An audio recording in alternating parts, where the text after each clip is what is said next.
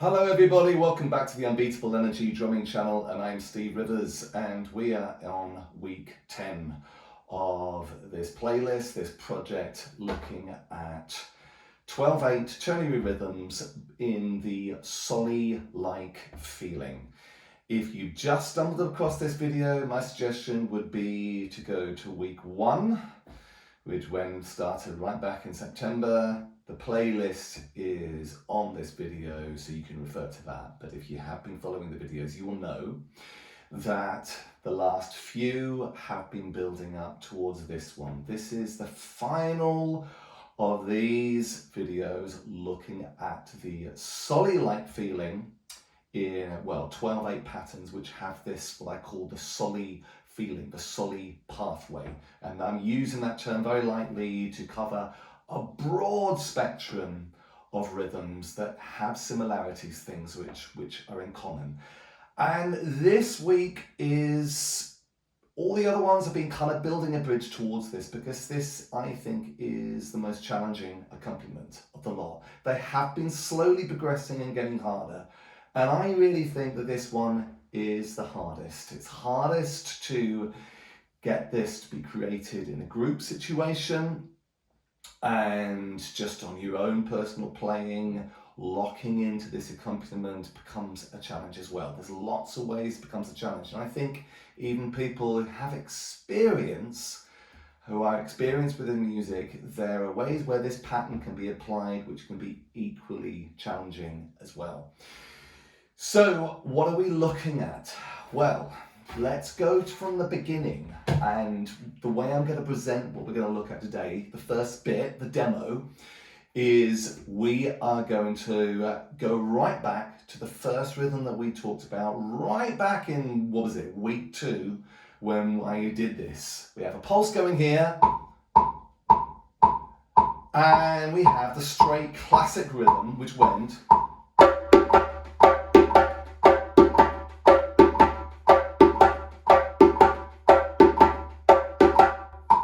just like that.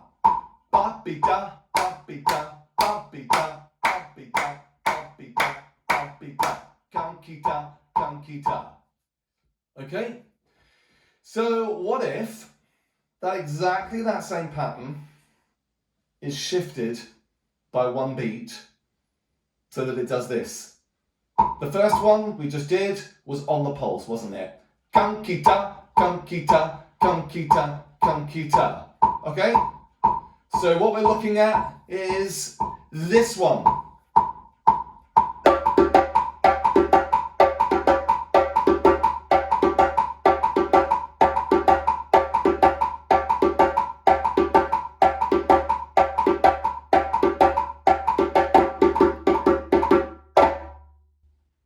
That one. Yes, the counter kankita.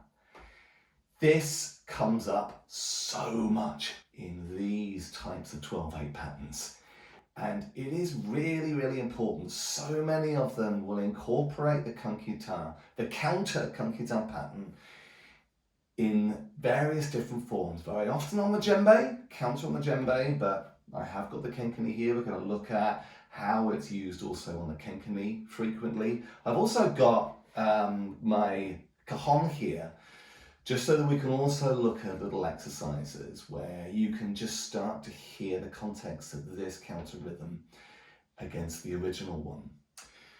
So this is what it's all about. The weeks, week 8, week 7, week 8, week 9 has all been building towards this. And I'm going to look at that later on. Before we get to that, I'm going to show you some cheat ways of coming into this rhythm, which don't rely quite so much on internalized timing. It's almost like a way in where you can find some sort of pulse anchor to help you with this, because this is very syncopated, isn't it? Hopefully you can hear how it is completely off the beat, completely off the timing. That takes a while to really get used to. So here is the cheat one. Okay, so in order to get to this,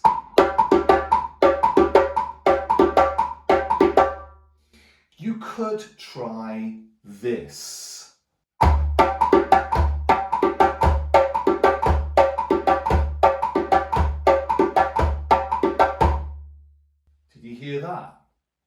Okay, so basically what I did is that rather than kind of waiting for the pulse and sort of jumping in and trying to sort of see if we can get it right to jump into the first sort of offbeat of the pattern, it's to use the pulse here. I should maybe mention to you that, you know, when you're actually doing this, approaching this video on your own time and you're practicing it, you are probably going to use a metronome. Or there are exercises, particularly the exercise the week before, where we're trying to kind of use our own human anchor using feet and stamping to define the pulse, and then trying to kind of find these offbeats in between here, okay? But equally, using a metronome, that's going to be something you may want to use as well. At the minute, I've got my human foot pedal here, okay? Going back to the cheat session. So basically, what I'm doing there is quite simple. I am basically, my first beat is going to be on the pulse, okay? So that's the pulse beat. That's where you would normally start the kankita, kankita. You got it? So what I'm going to do is I'm going to play the pulse beat with that, where I'm going to play a bass on the pulse beat, and then there I'm going to go straight back to playing my pattern there. Okay, so it almost feels as if you're simply going quite mechanical with this. You may not necessarily be feeling it, but just doing this thing where it's almost like you're playing the normal kankita that maybe you're already used to, but you're just adding this cheeky bass beat before, and then you're doing it. That will kind of set you into this place, and then it's just about sustaining it. So this is what it's going to be like. You're going to go bass. Like that. Okay, let me do that again. Let's do rounds of 4. Shall we go? 1, 2, 3, 4. Like that. And again. And again, let's go. 1, 2, 3, 4. Okay? Now here's the pulse. 1, 2, 3, 4.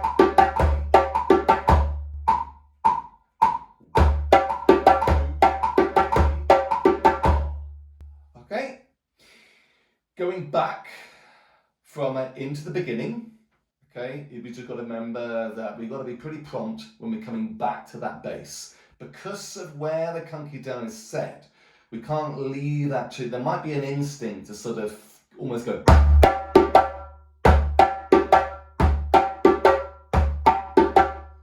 which turns into something entirely different, something more in sort of 4/4. Do you understand? So our instinct might be to do that. So what we've got to just bear in mind is we've got bass, and it goes straight in. So for that last beat, I have my left hand, I'm coming straight back with the bass with my right, and I am using that right hand again to come back to kankita. Okay, so I'm going to slow this down again, really slow.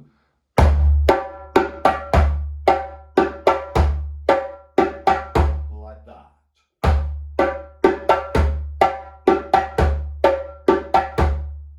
Like that.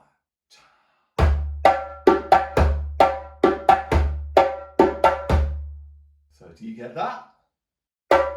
Yeah? That last beat of kankita, of the counter kankita, straight in there. Let's do it one more time now with the pulse.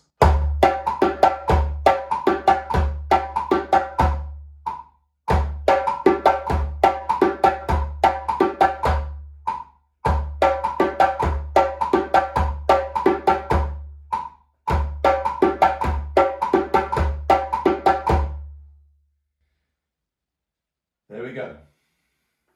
A little bit longer. Let's do a round of 10, okay?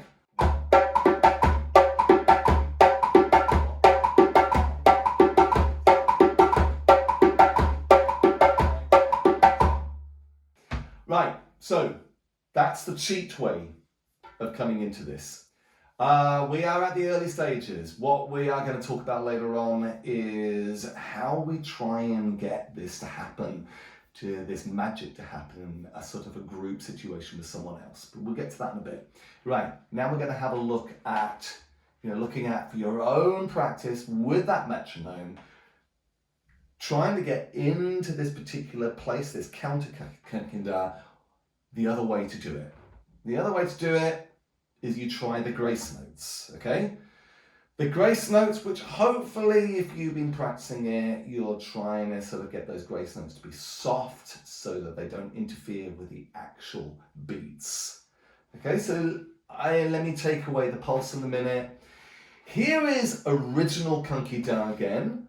1, 2, 3, 4.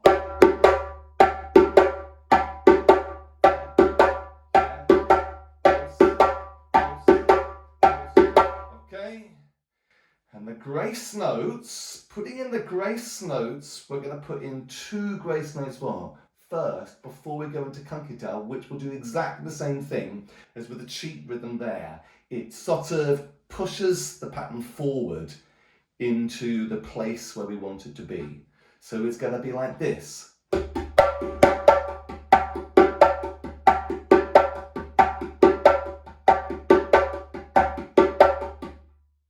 Like that. You see that? So the first two, these two little pulse beats, these two little, grace notes here, that is where the Kenkeni, the normal Kenkeni would start. So we're kind of like putting those, that's the one and, yeah, that. And then our first beat of the counter 1 is on that, would be on that sort of 3rd semiquaver, yeah, so. Okay. There is another grace note just after that first slap, okay? And then we come into the tone, and then we come into the slap afterwards.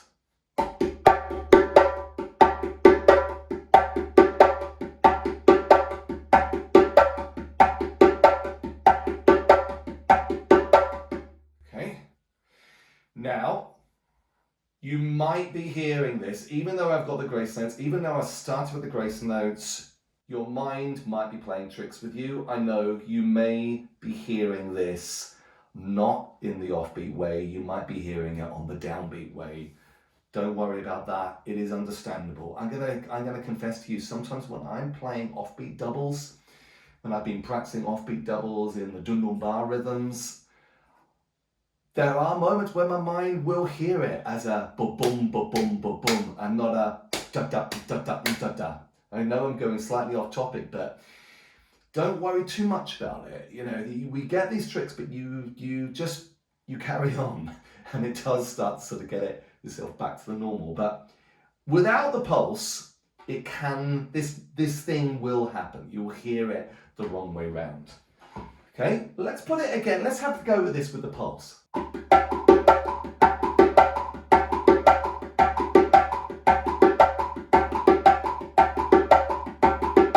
And let's go slower.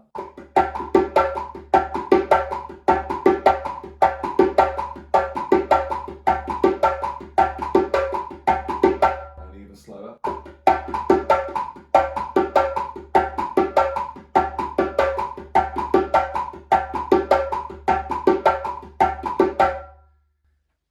Okay, so that is the idea.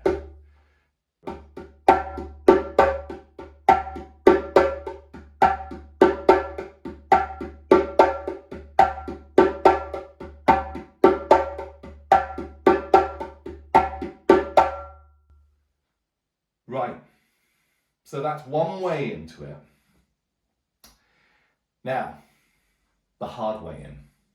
The hard way in which, honestly, you wouldn't jump into this. This takes time, okay? It takes time.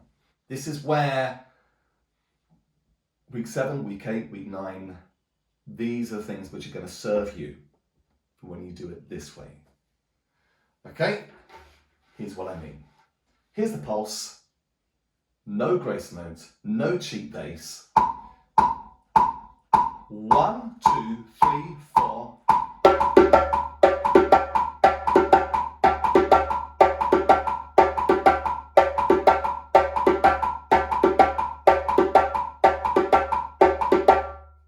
Like that. Okay? You're locking in to this place, but what's required there is the internalized feeling, okay? Now, I have to have a pulse to sort of almost give me an anchor for this. If I just sort of try and just play that,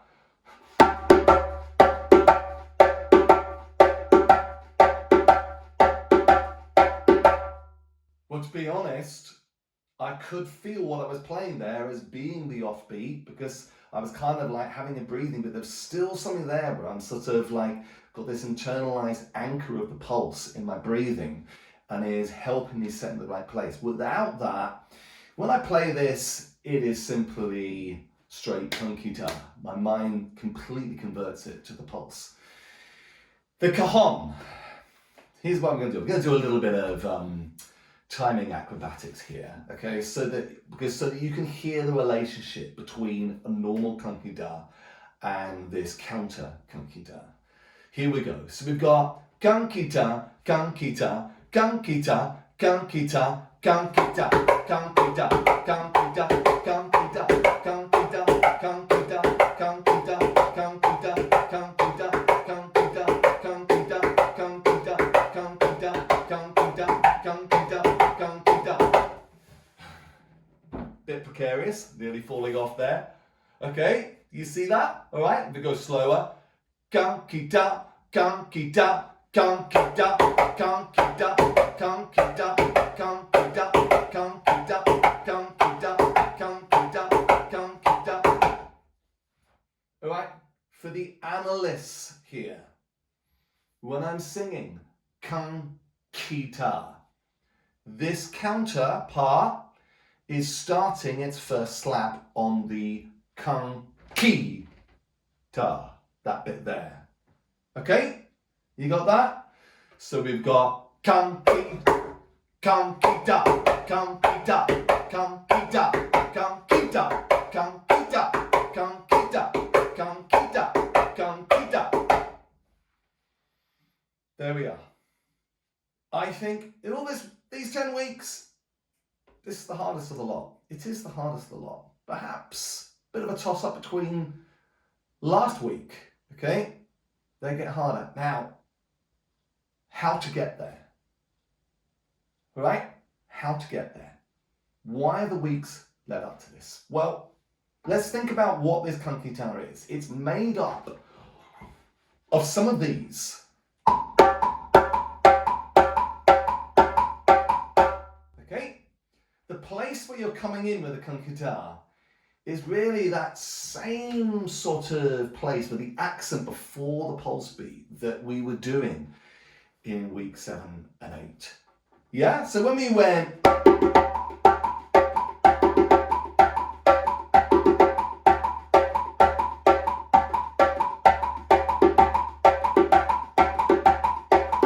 you see what I'm getting there? Do you see that? All right? So it's like that same kind of place where that slap is coming in on the counter is pretty much, the same sort of area, same place where we have that accent before the beat. It's just, this is where it sits. This is why I could sort of switch from my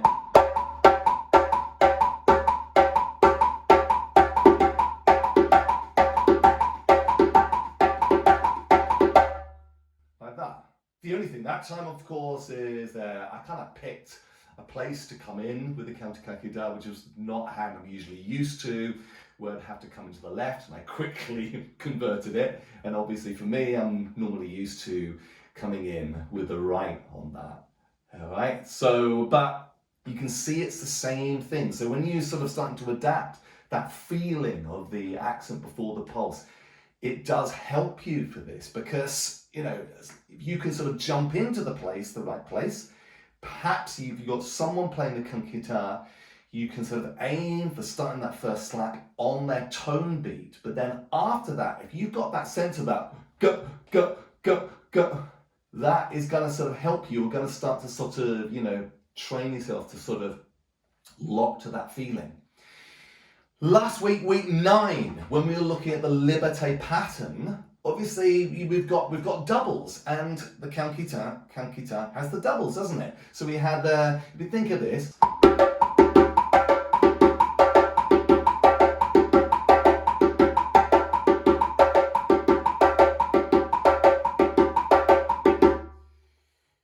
So the counter guitar has a double in between the pulse. Basically that bit there is a double. It's got a tone and a slap afterwards. Yeah? So you could, for example, you could go back to week 9 if you're getting used to doing these.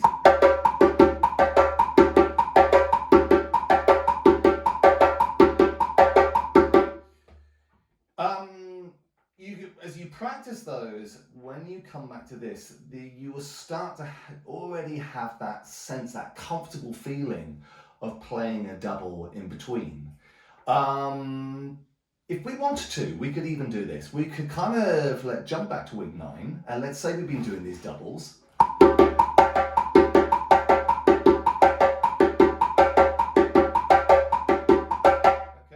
Well, how about maybe we could do this? We could kind of do those doubles, and we could have a left doing a tone, we could have a right doing a slap, and then we could do a right doing a tone and a left doing a slap.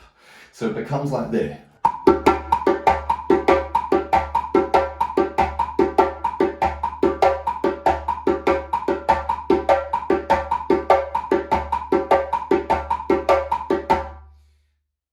Now you may already start to hear what this could become. You could probably maybe hear that ba go ga ba go ga ba go ga like that. And that is true, because all we really do, if we have kind of got simply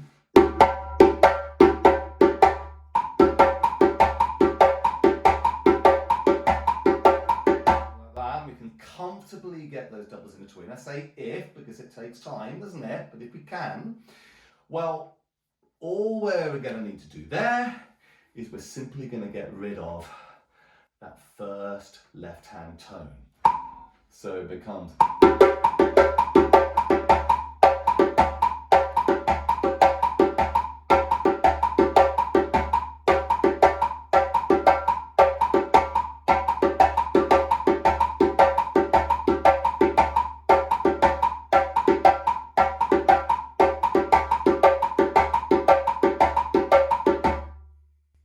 As you can see, I'm just trying to possibly labour this point by switching from one to another. Okay? Right. So we're going to leave that there. Look, that bit there is just practice. It's referring back to some of those essentials. The accent before the beat, the liberté in-betweeny doubles, liberté styly in-betweeny doubles that we looked at. Go back to those, try this, and then take away that left. I've covered it. It takes time. It takes time and it takes comfort, but it is unbelievably rewarding if you can stick to these things. I think it's about the most useful thing that you could be doing if you are looking at the 12/8 groups. And the 12/8 patterns. So much of this is about really getting our precision with the offbeats. Syncopation in 12/8 is really challenging. And so we have to adapt the pulse in everything we're doing here. So we're going to come back to some of this, and now I'm going to kind of talk about the other reasons why this pattern, the counter guitar, is so important. Because as you probably noticed, this 10-week project, it's not about me just picking one rhythm and giving it a name and telling you, all the parts of this. I want you to get a sense of the broader context, because you see, time and time again, over the years, this is what this whole playlist is about. It's me seeing, oh, I've heard that before. Oh, I've heard that before. And it's the realization that they are in some kind of realm together, even though they have entirely different purposes from these rhythms, entirely different reasons, entirely different events. They still adopt, they fulfill in these same realms. And so that's why I want to show you some of the stuff with the Kenkeni. So this is kind of slightly controversial, but I also talk about Dunumba, and I have to be careful of that because I know that You know, some of the dum-dum-ba, when we talked about swing, you know, there are nuances with the swings in a lot of these, and sometimes, you know, someone who's made a comment said, you know, there is often no swing at all and all the rhythms are straight with the dum-dum-ba, but there are still things in common. And basically in all the dum-dum-ba arrangements, these really hard rhythms, the Kenkeni, wait for it, is doing these.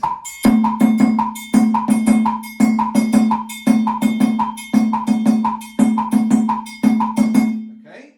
Sometimes with a bell, sometimes without any bell.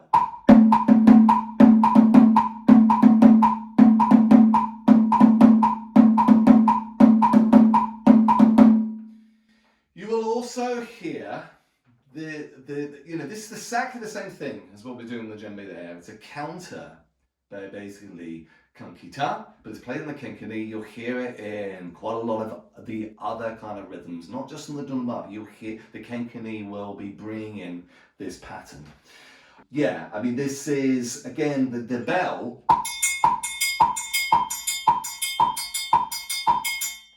is basically having exactly those in-betweeny doubles that we looked at in the previous week in week 9. It becomes tricky to hear it properly when you bring in this. Because without that, when you hear this, it sounds totally different, doesn't it? It sort of sounds like da-gun-ga-ga, da-gun-ga-ga. That's really, it's quite difficult, that one. Again, people sometimes cheat with this. They kind of go...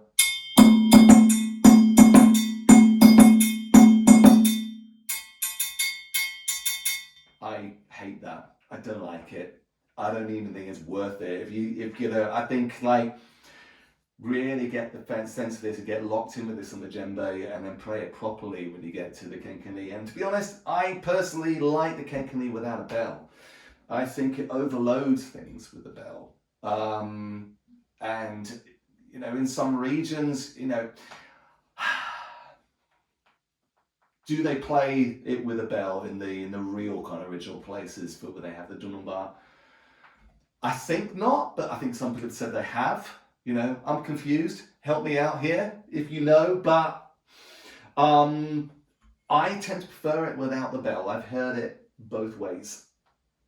So, it's important to me to show you that there with the Kenkeni, so you can see that. Now, at the same time, the reason why I've got this CD here is for most of people who can't get hold of the really hard to come by original dum-dum-ba CDs, this is the most, you know, the easiest one to get hold of. Okay, this is the classic CD by Namadi Keita and Famatu Konate called Hamana. For the ones that are kind of really experienced, here's the ultimate challenge. Try playing the Kenkeni and making sure you keep that Kenkeni exactly the same and try it on maybe the first track on Kon and see how you get on. They're all difficult, but there is so much interaction going on between the samba and the dum-dum-ba. Sustaining the Kenkeni becomes really, really hard. And then what's made even harder with this CD is that the djembe player doing the straight kankita on the pulse, in this recording, it's very, very soft.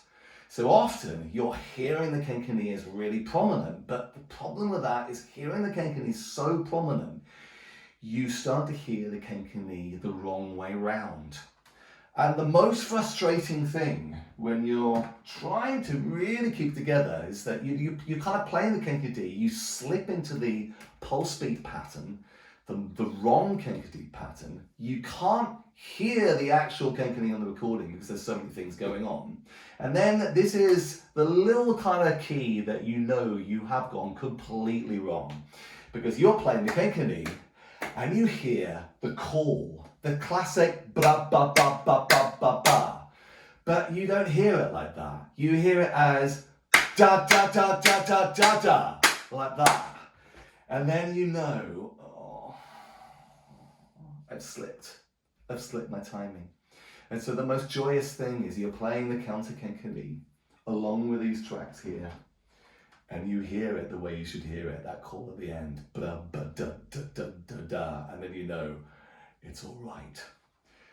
That's a challenge for some of the more experienced one. Because to be honest, look, beginner's mind, it's like to adopt. I will tell you, I have struggled with trying to sustain it on there. It's an exercise, it's not a live recording. But those are kind of ways that you can really, really exercise yourself with this. So the final thing that we need to talk about, we're talking about learning this pattern in the context of kind of self-practice. Yeah? I mean, like, I haven't got a group with me. I'm on my own. I practice on my own these days, and this is for people who also have ways that you practice. We've looked at all that. But we're now going to talk about applying this pattern in a group situation. Can be very difficult. If you have other people who perhaps not more experienced with you, maybe kind of your experience, or maybe if you're a teacher and you're trying to apply this pattern in a kind of a group situation where, maybe they're beginners, got a mix of beginners and getting into intermediate, becomes very hard. This is what you need. I'm calling it empathic timing. Everybody in the group has to adapt empathic timing. Okay, and what do I mean by empathic? I mean about having empathy. So basically, this is about, there's another term which they use for this, which I think has been used in the context of ethnomusicology and in jazz, which is called entrainment. And it's this group's ability to create mutual awareness of one group or one person playing one pattern, and then mutual awareness of the other person playing the other pattern, as opposed to simply setting yourself at playing 100 beats BPM and being a metronome and never ever drifting from that. That cannot work in these human situations. There has to be these very tiny elements of adaptation so that you can keep the relationship of the two patterns going. What I'm talking about is you have a group playing kankita, straight on the pulse, and you have the other group applying the counter kankita. You basically, you have to have almost these ingredients to sort of find that group can jump in. And maybe it is a case of them using that cheat beat, the cheat bass. That's a way of them joining in. But at some point they have also got to start to feel and hear and feel the relationship of the two. Because it's not much fun if you're just kind of playing this without really understanding and hearing the broader context of the both of music. This is where the mutual awareness and the adaptation, the empathic timing comes in. Because at some point, you have to make little kind of adaptations so that we can keep this thing locked in place. Yes, that maybe means that collectively things slightly slow down, or maybe things slightly go faster, but we keep trying to maintain the relationship of the two together so people could hear it. And so that is kind of what's required. You can't get that with a metronome. You cannot have this if you are, say, going completely mathematical with your timing. You're never moving. I've seen someone who was absolutely stubbornly locking into their timing, and it was going wrong because in a way that you can't do that. You have to slightly adapt yours so that it locks in with the other. And we're talking about small adaptations. So it means that basically, it might be at some point where, we've got a group, there are people who are riding the groove, they're following, and there's people who've got a little bit more experience, and they can intuitively, maybe they push their pattern slightly forward, or they pull their pattern back. It's this push and this pull.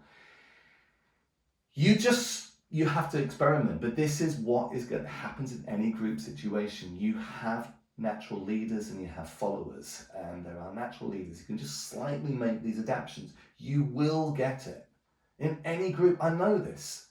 Okay, you're the leader. If you're the teacher, you want to apply this, there are going to be people who can kind of be almost sub-leaders with you, who can help you so that we maintain this relationship. And it could just be that you practice this with just one other person, and you'll start to develop this empathic timing. It's so important. And it's the way it happens. Okay? Over time, everything gets locked in place. And to the extent that you get so good at maintaining this relationship of the two that you can have control, and together you know how to all together start to increase your tempo. Yeah, particularly for the échauffements and the chauffes. And that's a lovely feeling. That's when you really, really start to get to the stage where you can lock in. Okay, yeah, I know it's a long one, isn't it? It's a long video, this, I get it. But this was the big one. Let me tell you what's going to happen the next few weeks. We are going to have a few easy ones. I am very aware that over the weeks, the views have dropped slightly. And their views have dropped slightly, just like, you know, if I was running a course, I know what it's like, the sort of like the evolution of a course is that, you know, some people drop out because things get increasingly hard. I'm going to have a few videos which are going to just go a bit lighter. And they're going to go in some easy 4/4s. We're going to go in a couple of weeks of doing something lighter before we go into the other 12/8 pathway, what I'm calling the SOCO pathway, which is really, really exciting. And what excites me so much is how it's almost like a reverse of some of the things we've looked at in these 10 weeks. So watch this space, guys. Enjoy this video. Ask me any questions you want. Like this video. Subscribe to my channel if you still haven't. I do lessons every week. And the SOCO pathway one is coming up soon. But as you say, if you've got any questions or any queries about this 10-week playlist, do reach out to me. I'm very good at answering comments. I can help you out and tell me how you're getting on with these rhythms. So for now, guys, I will bid you farewell. You guys have a great weekend, and I'll catch up with you all next time. See you later.